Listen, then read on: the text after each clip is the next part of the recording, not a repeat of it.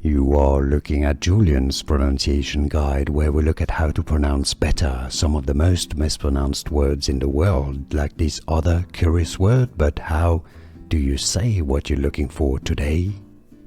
Let's learn how to pronounce this name once and for all correctly. A border town in the northern kingdom of Israel. If you want to learn more biblical names from the Bible that are confusing, more pronunciation, stay tuned. How to pronounce in English.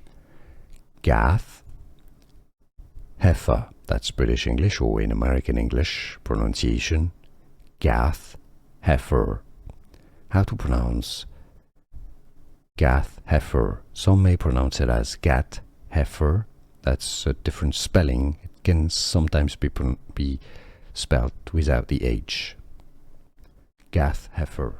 Here are more videos on how to pronounce more confusing words and names too many mispronounced. Like this video if you found it useful. I appreciate your support. I'll see you soon, and thanks for watching.